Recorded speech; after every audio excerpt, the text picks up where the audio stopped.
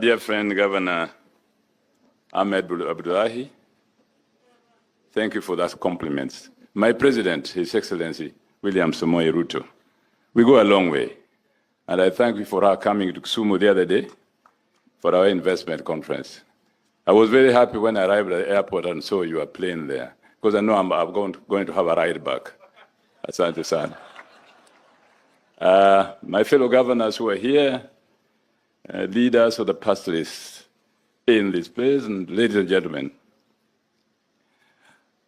I come here really on behalf of the party leader, Honorable Raila Odinga, who could not come because he's on a mission supported by our president to become chairman of the African Union.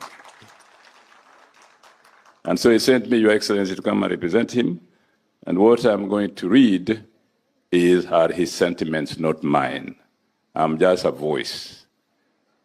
But before I do that, I want to reveal also my very special relationship with the chairman of the Council of Governors, Ahmed Abdullahi. Hold me responsible for his having become chairman, because it's me who picked up our phone and called Ahmed. I said, the elections are coming. I'm proposing you to be chairman of the Council of Governors.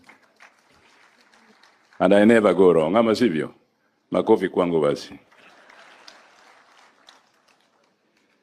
Now let me read on behalf of my party leader. It is an honor and privilege to represent our party leader today, His Excellency Raila Odinga, at this important summit. On behalf of our party leader and the Orange Democratic Movement, I bring you warm greetings and best wishes for a fruitful and impactful deliberation.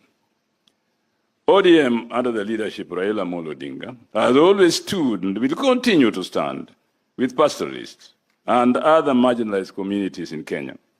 Our commitment in advancing your interests is not just a political stance.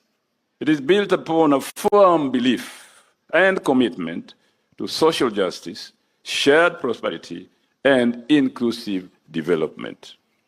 History reminds us that the marginalization of pastoralist communities in Kenya was instituted by colonial economic policies, which prioritized production for Europe's consumption. Colonial authorities disregarded the unique contributions and needs of regions inhabited by pastoralist communities, treating them as second-class citizens.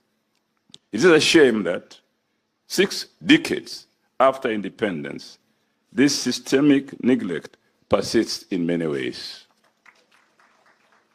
Post-independence Kenya inherited and reinforced discriminatory policies that concentrated development and investment along the Kenya-Uganda Railway, leaving vast swaths of our nation undeveloped.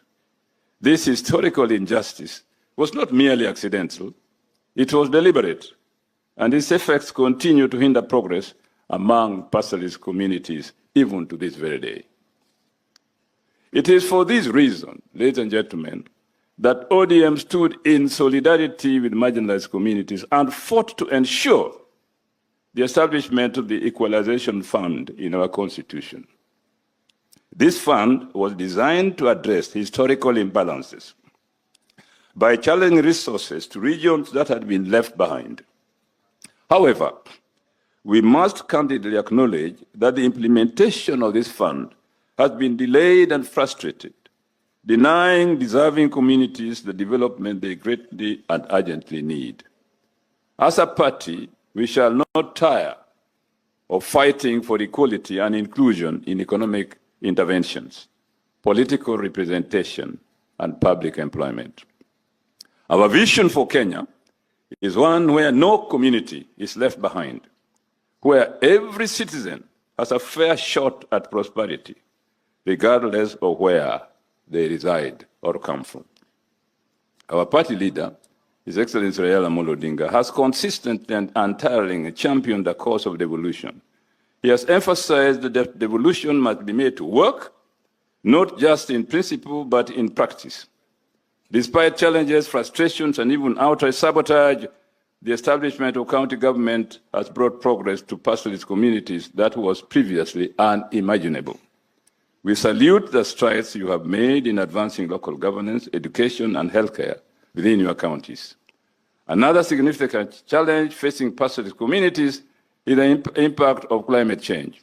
While all Kenyans are affected by this global crisis in one way or another, it is a fact that pastoralist communities bear an inordinate burden.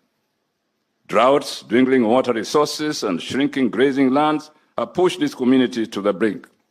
Addressing these impacts requires special attention from the national government and development partners who are here today. And I thank the government, His Excellency William Samoei Ruto, for paying special attention to this region. This is a crisis that cannot be ignored. And ODM will continue to champion your cause to ensure that solutions are not only found, but implemented. ODM has stood with you in the past and will continue to walk the journey with you. Together, we shall push for policies and programs that bring lasting development and dignity to pastoralist communities. Together, we shall fight for a Kenya where every citizen feels included and valued. As we continue our deliberations today, let us be guided by a shared vision of unity, equity, and progress.